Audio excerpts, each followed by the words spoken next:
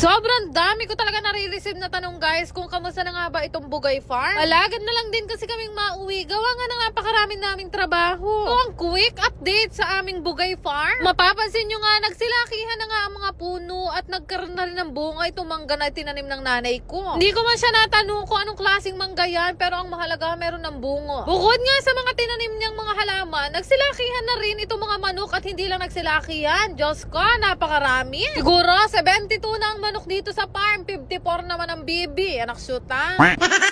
Dahil mas dumami na nga ang puno, syempre mas pumresko dito. Panigurado sa mga susunod na taon, talaga napapaligiran na kami ng mga naglalaki ang halaman. Hindi ko na rin nabilang kung ilang papaya ba ang meron dito sa farm, pero Diyos ko, napapalibutan na rugo kami ng bunga. Ganitong mga oras nga masarap tumambay dito sa farm. Dahil nagre-rejuve nga itong si Bebo, o ganitong oras nyo lang din siya makikitang lumalabas.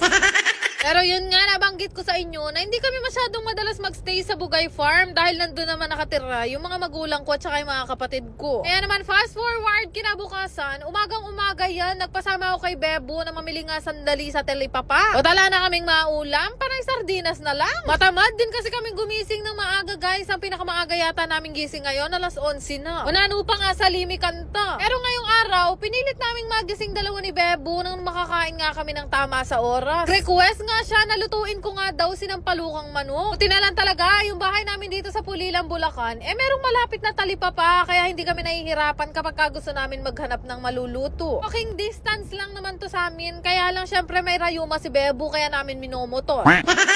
Dating nga namin ng bahay, nagtatanggal ko na sa plastic yung mga pinagbibili namin sa Talipapa, tapos naghiwa na ako ng panggisa. Ayun na lang ulit ako magluluto. King friend ko na kasi sa FB yung katuwangan ko, kaya nagpapasikat ako. Nung makapaghiwa na nga ako, nagpatulong nga ako kay Bebo dahil yung mga pinagbibili pala naming karni, hindi pa nahiwa kanina. Sabi ko sa kanya, siya na yung gumawa niyan dahil hirap na hirap ako, hindi ko matilad-tilad. Paano kang hindi mahihirapan? Yung kutsilyo rugo namin, mas matalim pa yung nail cutter, anak syuta.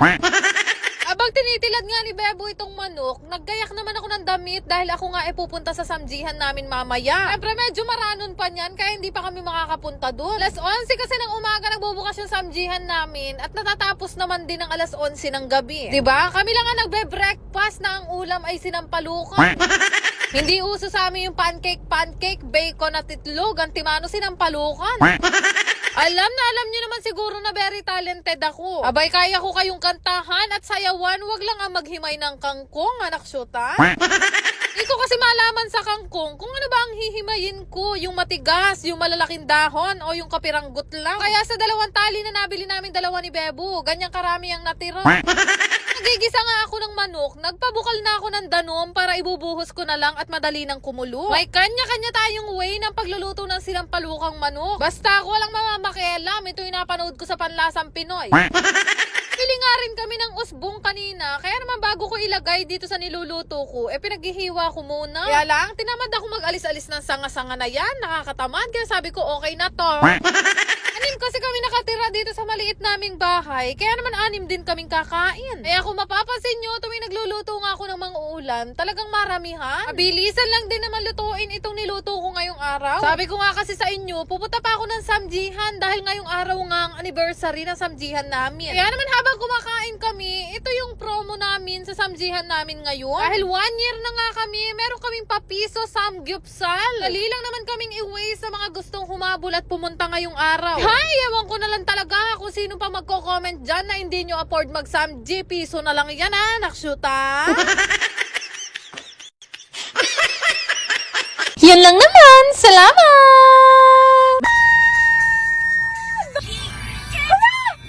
8,000! Mga kayo nang nakita, ito yung nilalaro ko, ang PH Fairy, na talaga naman napakalaking manalo. Kami kayong larong pwedeng pagpilian dito, pero kadalasan talaga na nilalaro ko itong Super Ace dahil ang laki lagi ng tama. Kaya nga nito, biglang pumuputok na lang ng 4,800 at hanggang 20,000 pa. Dali lang to laruin, kaya pag gusto nyo, ilalagay ko na lang ang link sa comment section.